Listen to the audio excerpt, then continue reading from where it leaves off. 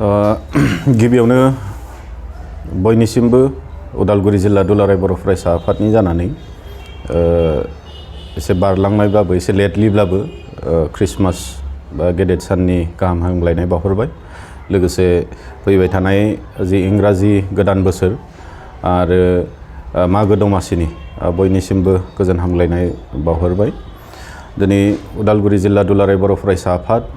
आरो लोगोसे मुंख्लं फोरदाना दैमारि गोसोखां ट्रास्ट जों जथायै नोंथांमोननि सिगाङाव फोसावनो मोननानै खोब गोजोननाय मोनदों जे बोसोरफ्रोमबो होबोबाय थानाय जि मुंख्लं फोरदाना दैमारि गोसोखां बान्था बेखौहाय देग्लाय बोसोराव उदालगुरि जिल्ला दुलाराय बर' फरायसा आफाद आरो फोरदाना दैमारि ट्रास्ट मुंख्लं फोरदाना दैमारि ट्रास्ट जों जथायै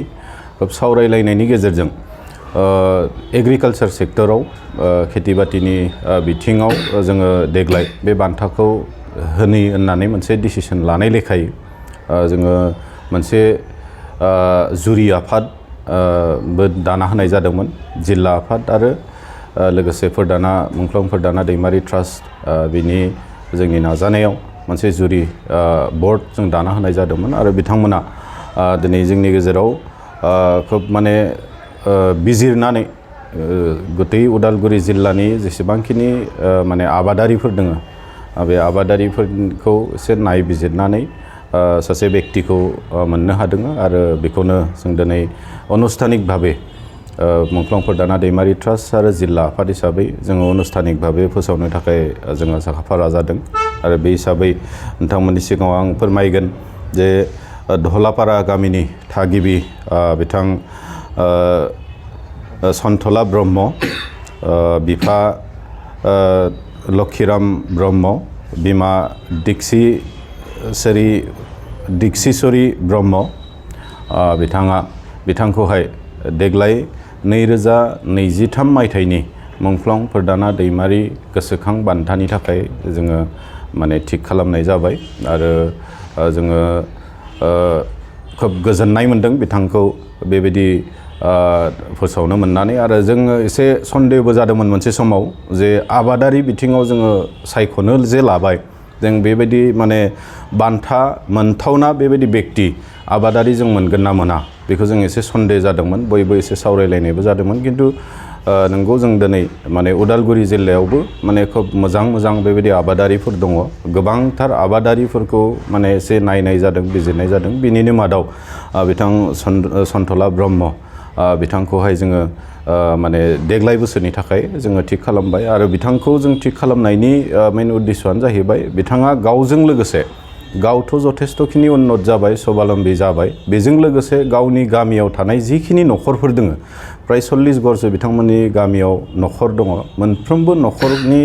न'खरखौनो बिथाङा लाफानानै खामानि मावदों आरो बिथांनिनो माने इनिसियेटिभआव दिनै दहलापारा गामिया मोनसे माने रिभलिउसन फैदों खेथि बाथि दिखाव मेनलि माने जार्सि मोसौ फिसिनानै गाइखेर प्रडाक्शननि बेलायाव जथेस्थ'खिनि मोनसे रिभलिउसन मोनसे बिथांमोननि गामियाव फैदों आरो बेजों लोगोसे खाथि खाला गामिफ्रावबो बिनि मोनसे प्रभाबा गोग्लैहैदों। दा बे हिसाबै बिथांखौ दिनै जों फोसावदों आरो बेजों लोगोसे साबायखरबो बावगोन जे बिथाङा जे बेबायदि माने गेदेर मोनसे इनिसियेटिभ लादों आरो गावजों लोगोसे गावनि खाथि खाला थानायफोरखौबो जे मोनसे स्वाबलम्बी खालामना लानायनि मोनसे जौगानायनि लामाजों आवगायलांनायाव बिथाङा हेफाजाब खालामदों। बिनि थाखाय बिथांखौ जों साबायखरबो बावदों। दा दिनै उदालगुरि जिल्ला दुलाराय बर' फरायसा आफादा बिथांनि जिथु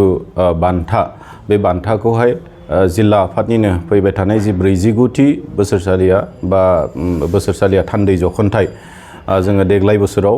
पानेरि दख'रानि सिङाव थानाय कुसुबिलाव जोङो साननैनि मेहेरगोनां हाबाफारिजों खुंनो थाखाय लाहार फाहार खालामदों जानुवारि दाननि 10 आरो 11 अक्ट'। दा बेनिनो जों 11 अक्ट' खालि बे बान्था माने राननाय हाबाफारिखौ बा माने गिफ्ट कनफारिं बे प्रग्राम जों मोनसे लानाय जादों आरो बे प्रग्रामनि गेजेरजों बिथांनो जोङो देग्लायनि जे मुंख्लं फोरदाना दैमारि गोसोखां बान्था बेखौहाय जोङो होनाय जागोन। दा देग्लायनि जि बान्था बियो 15थि जागोन। थांनाय 2009निफ्राय दुलाराय बर' फरायसा आफाद उदालगुरि जिल्ला आरो मुंख्लं फोरदाना दैमारि ट्रास्ट जों जथायै 2009निफ्राय जों बे बान्थाखौ होबोबाय थानाय जादों गुबुन गुबुन बिथिङाव जों होबोबाय थादों जेरै कालचार बिथिङाव जों होबोदों स्पर्ट्स बिथिङाव जों होबोदों थुनलाइ बिथिङाव जों होबोनो मोन्दों माने आर्ट बिथिङाव जोङो होबोनो मोन्दों दा खिन्थु देग्लाय फार्स्ट टाइमनि थाखाय माने जोङो बे आबादारि बिथिङाव जों होनो थाखाय जों आवगायदों आरो बे हिसाबै बे जाय बान्था मोनगिरि बिथांनिसिम जोंनि कमप्लिट टीमनिफ्राय कंग्रेचुलेसन जों दिनै जासिदों आरो लोगोसे बयबो रायजो राजा नोंथांमोनखौ नैबे माने हाबाफारिफोराव एसे मददथि होलायनो आं खावलायो। गिबियावनो सोलिबाय थानाय क्रिसमास फैबाय थानाय गोदान बोसोर इंराजि मायथाइनि आरो फैबाय थानाय मागो फोरबोनि आंनि गोरबोनिफ्राय गासैबो सुबुं हारिनो अननाय सिबिनाय खुलुमनायखौ आङो जासिहरबाय। दा दिनै बे समाव जों मोनसे गोनां बाथ्रा लानानै एसे ससियेल मिडियायाव फोसावनो जोङो सानदों। दा बेहाय बाहागो लादों उदालगुरि जिल्ला दुलाराय बर' फरायसा आफादनि मानगोनां आफादगिरि कर्नेलियास दैमारि आरो लोगो आफादगिरि उदालगुरि जिल्ला दुलाराय बर' फरायसा आफादनि मानगोनां बिथां रबिन्द्र बर' आरो फरदाना दैमारि ट्रास्ट कमिटिनि नेहाथारि बिथां बिनोद दैमारि। दा बेहाय फोसावनो गोनां बाथ्राया जाहैबाय उदालगुरि जिल्ला दुलाराय बर' फरायसा आफाद आरो फरदाना दैमारि ट्रास्ट जथायै मुंख्लं फरदाना दैमारिनि मुङाव बोसोरफ्रोमबो गोसोखांथि बान्था महरै जायफोर सुबुङा हारिनि बिहोमा होलांदों एबा मोजां खामानि मावनानै जोंनि गेजेराव मोनसे आदर्श दिन्थिदों गुबुन गुबुन बिथिङाव सायख'नानै जोङो मोनफा मोनफा बिथिङाव बोसोरफ्रोमबो बान्था महरै होनाय जादों। देग्लाय बिसेसकरि आबादारिफोरनि गेजेराव साबसिन आबादारिखौ सायख'नानै बे बान्थाखौ होनो थाखाय थि खालामदों आरो बे बान्थाखौ होनो थाखाय उदालगुरि जिल्ला दुलाराय बर' फरायसा आफाद आरो फरदाना दैमारि ट्रास्ट कमिटि बे जथायै मोनसे जरि बर्ड दानानै होदोंमोन आरो बे जरि बर्डआ सार्भे खालामनानै जोंनो सासे मानसिनि मुंखौ जोंनो गथायदों आरो बेखौनो जोङो दिनै फोसावनो थाखाय सानदों। दा बे बर्डआ जोंनो जिखिनि बिथांनि जि बिहोमा बिथांनि जि मावनाय आबादनि खेथ्रआव बेहाय बिथाङानो जाहैबाय सन्थला ब्रह्म, बिफा लक्षिराम ब्रह्म आरो बिमा दिक्षित सरि ब्रह्म, गामिया दहलाफारा, लासो काजियामाति, जिल्ला उदालगुरि। बिथांखौ दिनै जरि बर्डआ जोंनो बिथांनि मुंखौ होदों आरो बिथांनि मुंखौनो जों दिनै जिल्ला एबसु आरो फरदाना दैमारि ट्रास्ट कमिटिनि गेजेरजों जोङो फोसावनो लादों। दा बिथांनि जिखिनि खामानि मावनाय बिथाङा सासे आबादारि मोजां सासे आबादारि। गिबियाव बिथाङा मैगं थाइगं आबाद मावनानै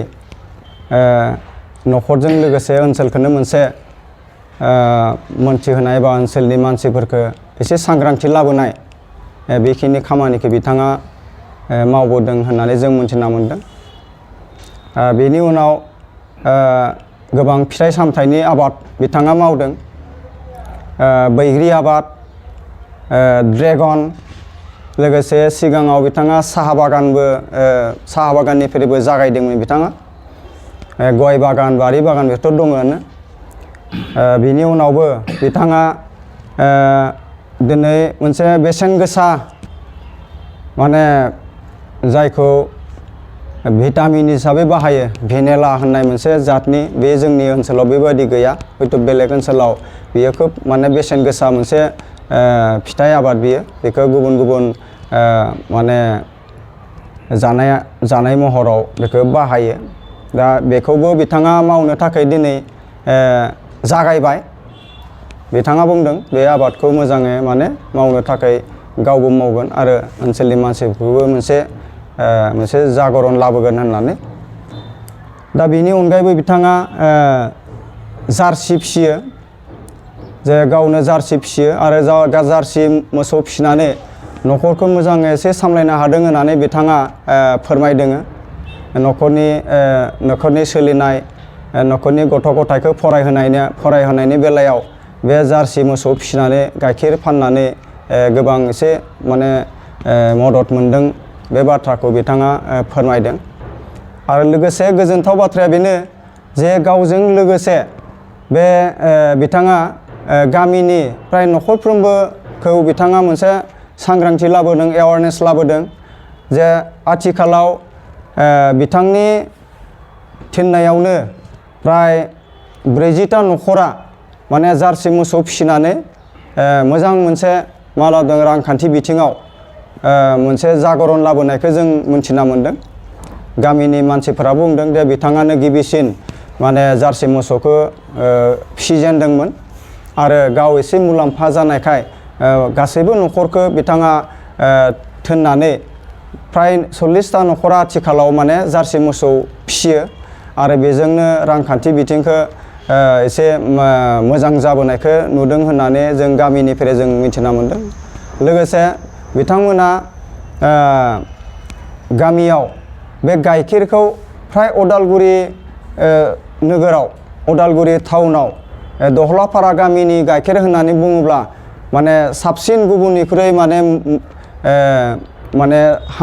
साबसिन होननानै बुंनायखौ जों मिथिदों मानो होनबा बिथांमोना डुप्लिकेट खालामनो होआ